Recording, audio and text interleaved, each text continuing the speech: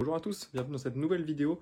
Aujourd'hui, on va parler des 4 Fantastiques. Je vais faire une vidéo un peu dans le même style que j'ai l'habitude de faire, comme j'ai pu faire sur Spider-Man, Daredevil, Hulk, et j'en passe. Aujourd'hui, on parle des 4 Fantastiques du coup. Je pense que tout le monde est au courant, il y a un petit film qui se prépare pour cet été. Donc, je pense que c'est un des films les plus attendus Marvel de ces dernières années. Moi, j'en attends quand même pas mal, j'espère que ça va être intéressant. Les 4 Fantastiques, c'est une équipe que j'adore, et j'ai hâte de voir un bon film sur cette équipe.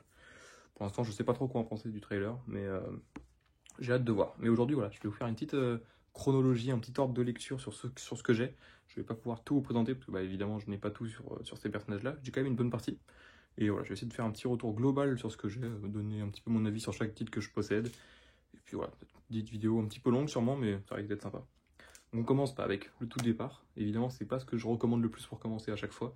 Mais bon, c'est le début. Si vous voulez vraiment commencer par le numéro 1 des 4 Fantastiques, c'est là-dedans. Donc l'intégrale 1961-1962, sachant que c'est vraiment les 4 Fantastiques qui avaient relancé Marvel du coup dans les années 60. C'est la première équipe de super-héros Marvel, la première famille, plutôt. C'est une famille avant tout, avant d'être une équipe. Donc là-dedans, on a les 9 premiers. Bon, c'est assez Stan Lee et Jack Kirby. Donc, évidemment que ça a vieilli. Hein. Voilà. Bon, ça reste que... C'est des histoires qui sont sympas, hein. C'est des histoires historiques, pour tout vous dire. Voilà, clairement, je vous recommande pas de commencer par ça. Mais bon, c'est une page d'histoire. Moi, je l'ai eu en occasion, hein, c'est pour ça que je me l'ai pris.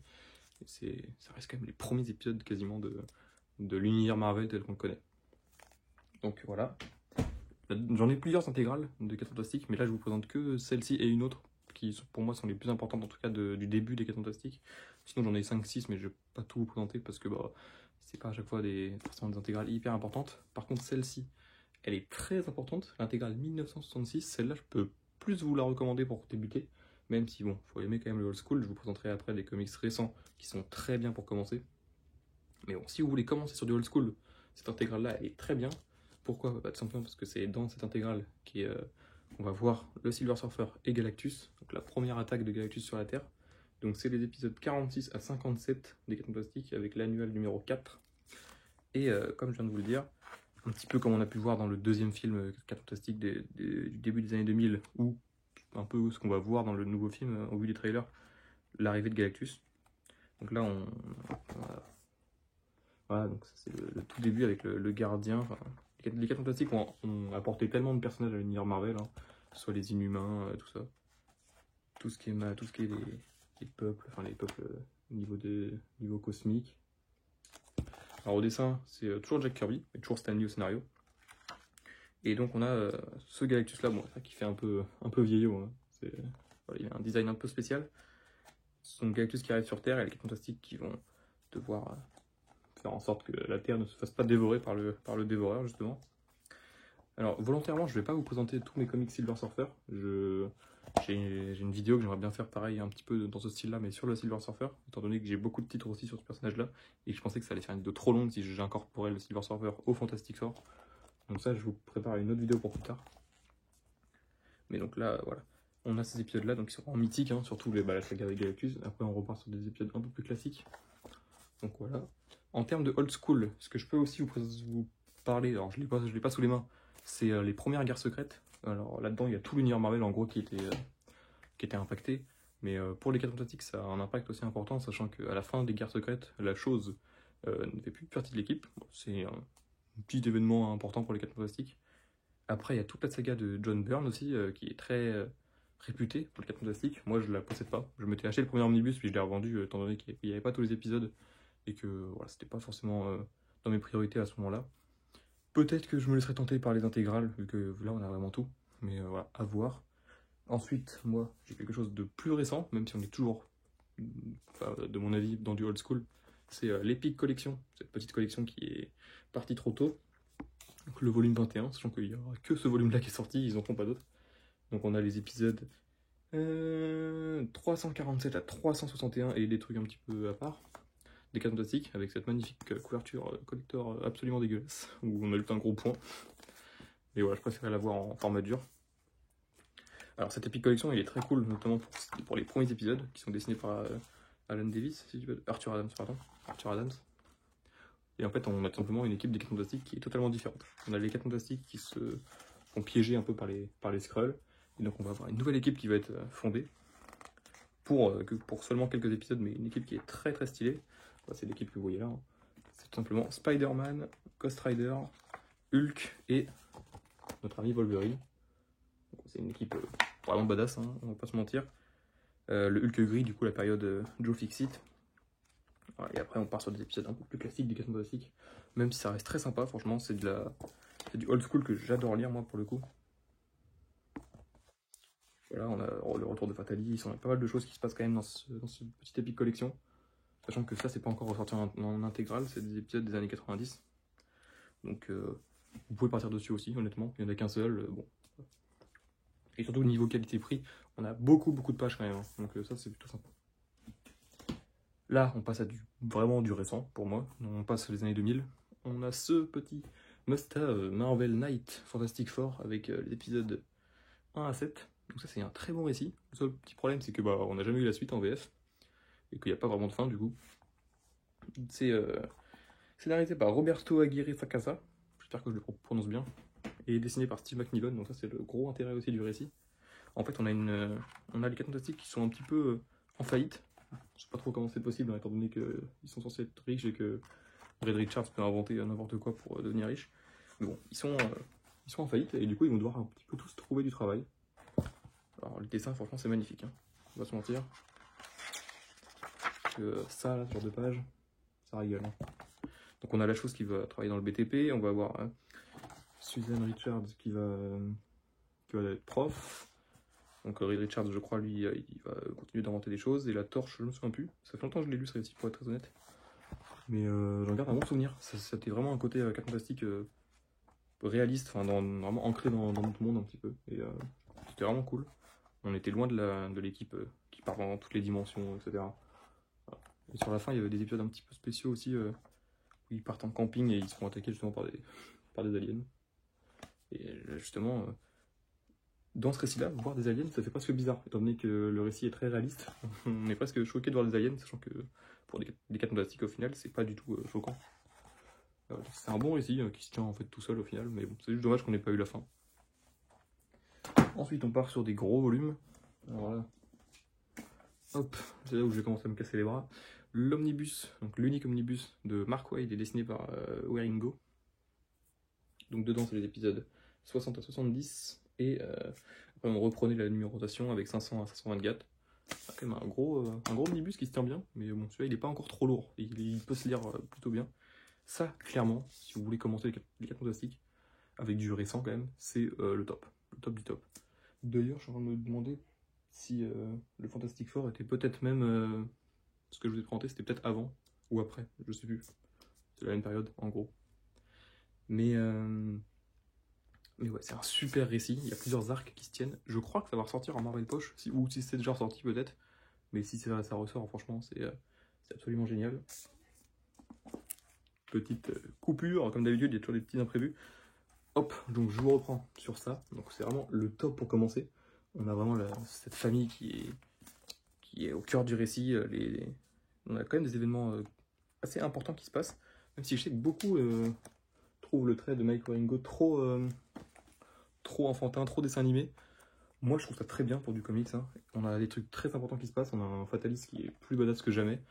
On va avoir des scènes très touchantes sur les personnages. Et je trouve que chaque perso est quand même plutôt bien développé, même si peut-être que la femme invisible est un petit peu en dessous. On a aussi tout un arc dans la Latverie qui est absolument top. On va avoir vraiment, il y a pas mal de thèmes qui vont être abordés dans ce récit que je vais beaucoup apprécier. Le seul petit défaut, c'est je pense vers la fin, mais les épisodes sur la fin sont un petit peu moins bons. On a 1 ou 2 arcs, je trouve, sont clairement passables. Donc si vous arrivez à vous trouver les Deluxe, au final, vous allez avoir les meilleurs épisodes. Je sais qu'il y avait eu 2 Deluxe à l'époque. Mais bon, là au moins vous allez tout avoir si vous prenez l'omnibus. Et clairement, pour commencer les FF, c'est très bien. Et c'est très accessible. Alors quelque chose d'autre, un petit peu moins accessible, attention. C'est les 2 omnibus de Jonathan Hickman sur les Fantastic Four. Donc Jonathan Hickman, c'est un scénariste que j'aime beaucoup. Tout ce qu'il a fait quasiment sur Marvel, j'ai beaucoup aimé. Les Avengers, actuellement, je suis en train de les relire et je prends un plaisir fou. Les X-Men, pareil, je suis en train de replonger un peu dans l'ère Krakoa et c'est vrai qu'il y avait eu beaucoup de bonnes choses quand même. Par rapport à ce qui se fait maintenant, moi j'ai pas envie de me relancer dans les X-Men. Donc je préfère partir sur des choses un peu plus anciennes. Et les Fantastic Four, c'est un petit peu, je crois, quasiment le début de Hickman chez Marvel. C'est là où il a commencé un petit peu à mettre ses petites pièces jusqu'à Secret Wars. Et c'est vraiment très bon. Même si ouais, c'est un peu plus complexe à comprendre par moment. À savoir que entre ça et ce que je vous ai présenté avant, il y a le run de Millar que je n'ai pas.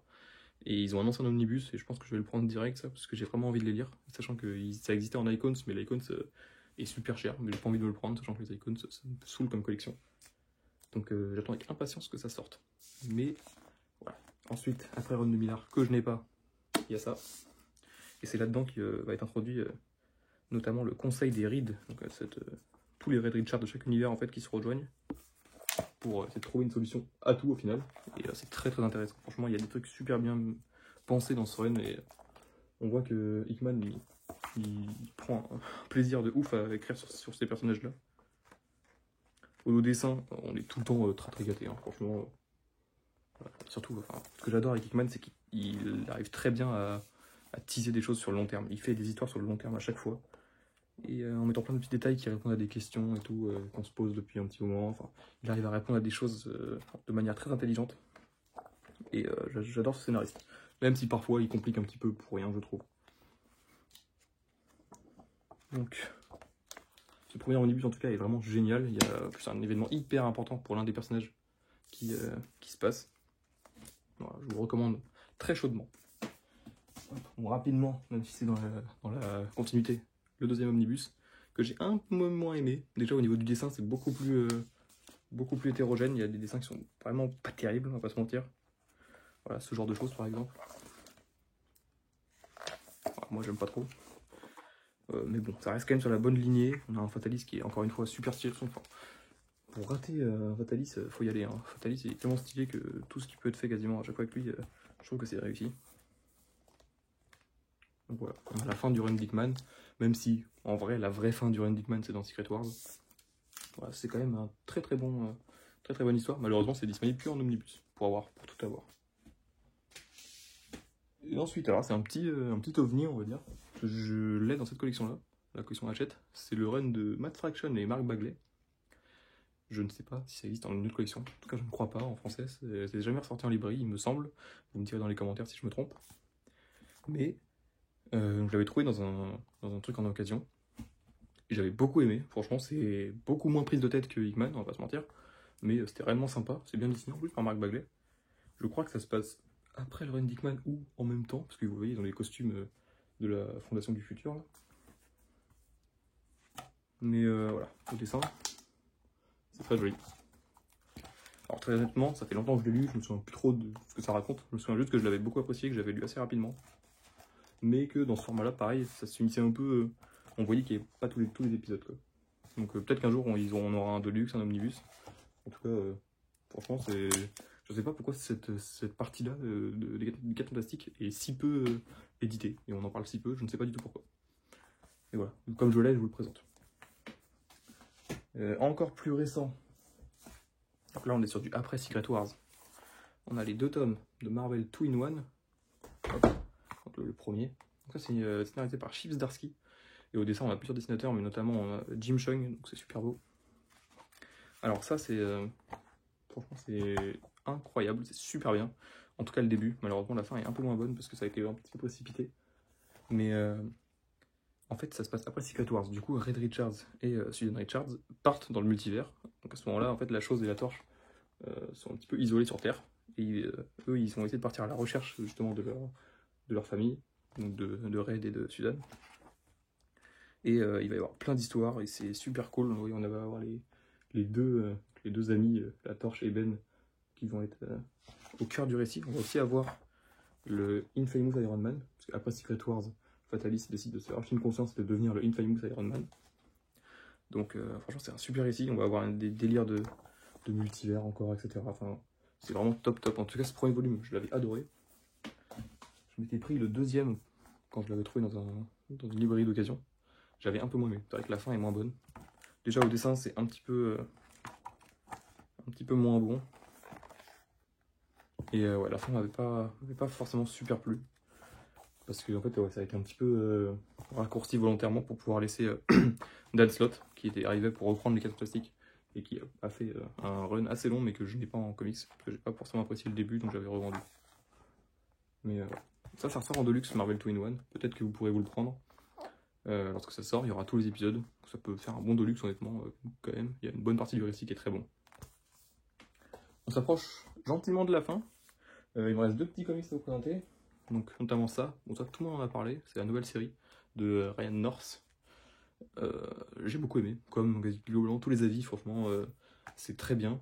Il y a un petit côté chaque épisode indépendant qui est plutôt sympa, même si justement ça peut aussi être un désavantage dans le sens où est-ce qu'une intrigue à long terme ne serait pas cool quand même. Mais franchement j'ai passé un super moment à le lire, ça se lit très bien, c'est pas prise de tête, on comprend tout, enfin pas de moment où on comprend pas. On va avoir des épisodes vraiment centrés sur chaque personnage pour commencer. Au début du récit, en fait, les personnages sont séparés et ils vont se rassembler pour une raison X. Mais franchement, c'est une super histoire, c'est une super porte d'entrée aussi. Vous pouvez clairement commencer avec ça. Et ouais, franchement, je vous le recommanderais. Je vais pas beaucoup plus m'étaler, tout le monde en a parlé, franchement, c'est très très bon. Là-dedans, on a les 11 premiers épisodes et le deuxième Deluxe a été annoncé pour courant de l'année, là, je sais plus exactement quand, mais je me le prendrai avec plaisir. Et pour finir, alors, je vais pas vraiment le présenter, mais c'est les Ultimate of the Fantastic Four qui vont... le Victor, je fais ça, hop, j'esquive tout. Qui vont ressortir en omnibus, peut-être en poche aussi, je pense que ça va ressortir en poche. Moi, je n'ai pas cette série. J'ai que quelques épisodes là-dedans, je vais vous le montrer après. Mais l'univers Ultimate, depuis un petit moment, ça ne m'intéresse plus. En fait, à part les Ultimate Spider-Man que je garde, tout le reste, je m'en suis séparé. Les Ultimate X-Men, je me les suis vendus.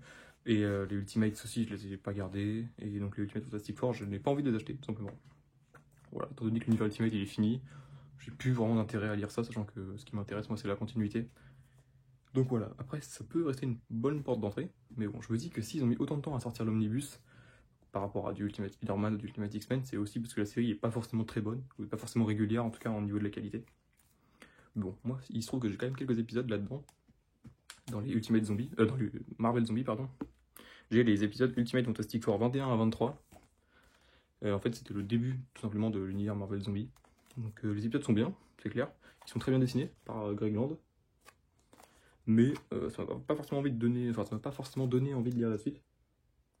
Je crois que ma phrase ne veut rien dire. Vous avez compris ce que je voulais dire. Voilà. C'est très bien dessiné, hein. Mais je crois que Millar ne scénarise pas tout en plus de Ultimate Fantastic Four. Donc voilà. Clairement, je ne pourrais pas donner vraiment d'avis là-dessus. Je les ai pas lus, Ultimate Fantastic Four. Donc pourquoi pas vous laisser tenter par l'omnibus. En tout cas, moi, je ne me laisserai pas tenter. Mais ça peut être une porte d'entrée efficace, étant donné que c'est un univers qui repart à zéro. Bah écoutez, j'aurais quand même parlé un petit moment. Tout qui se pète la gueule, c'est pas grave, on va terminer comme ça. J'espère que ça vous aura plu, en tout cas. On se retrouve bientôt pour une nouvelle vidéo, j'espère. Et je vous dis à la prochaine.